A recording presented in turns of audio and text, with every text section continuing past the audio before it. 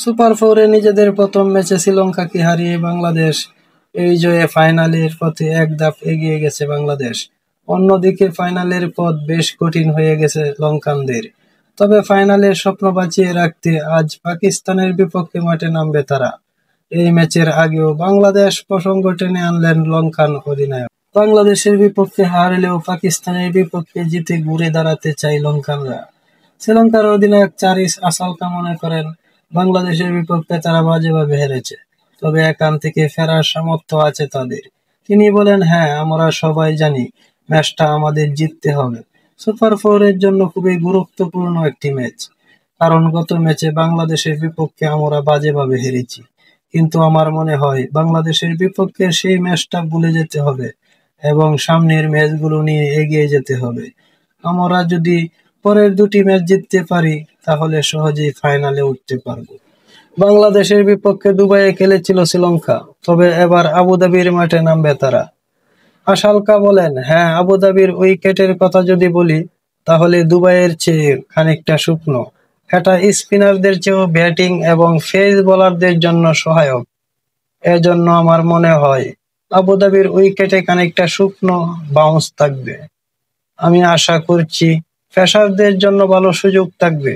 বাংলাদেশের বিপক্ষে প্রথম ম্যাচে আমাদের পেসাররা 2 ওভারে 2 উইকেট নিয়েছিল, যদিও এটা খুবই বিরল। তবে পরের ম্যাচে উইকেটে যদি ভালো হয় তাহলে আমরা এমন কিছু আশা করতে পারি। আমরা এখনো উইকেট দেখিনি, কারণ আজ রাতে আমরা পিচ রিপোর্ট পাবো। স্বাভাবিকভাবে দুবাইয়ের চেয়েও আবুধাবির উইকেট ভালো, যোগ করলেন তিনি। চলিত এশিয়া কাপে ভারতের কাছে 2 বার হেরেছে পাকিস্তান, প্রথমে গ্রুপ পর্বে, তারপর সুপার ফোরে। এশিয়া কাপ ফাইনালেও 2 দেশের মুখোমুখি হওয়ার সম্ভাবনা। পাকিস্তানের ওপেনার শাহিদজাদা ফারহান চাইছেন ফাইনালে আরও একবার ভারতের বিরুদ্ধে খেলতে, যদিও প্রকাশ্যে ভারতের নাম নেননি তিনি। মঙ্গলবার শ্রীলঙ্কার বিরুদ্ধে সুপার ফোরে দ্বিতীয় ম্যাচে খেলবে পাকিস্তান। তার আগে ফারহান বলেছেন, আমার মতে যেভাবে আমরা খেলেছি এবং যেভাবে আমাদের ব্যাটাররা খেলেছে তাতে ছেলেদের সকলেই আত্মবিশ্বাসী। পিচটা খুব ভালো ছিল, বল ভালোভাবে ব্যাটে আসছিল। যেহেতু পরের ম্যাচ মরণবাচন ম্যাচ, তাই আত্মবিশ্বাস নিয়েই খেলতে নামবো। ভারতের বিরুদ্ধে ভালো খেলেছিল ফারহান, অর্ধশতক রান করেছিল। পাকিস্তানকে ফাইনালে উঠতে গেলে সুপার ফোরে বাকি 2 ম্যাচ শ্রীলঙ্কা এবং বাংলাদেশকে হারাতে হবে। পাকিস্তানের ওপেনারের মতে তাদের সেই ক্ষমতা আছে। ফারহান বলেছেন, আগের ম্যাচগুলোই আমরা পাওয়ার প্লে ঠিকভাবে ব্যবহার করতে পারিনি।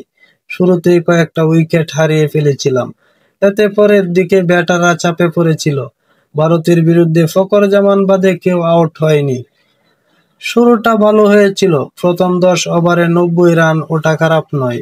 মাঝের দিকে একটু ধস নেমেছিল ঠিকই, আশা করছি দ্রুত সেটা শুধরিয়ে ফেলতে পারবো।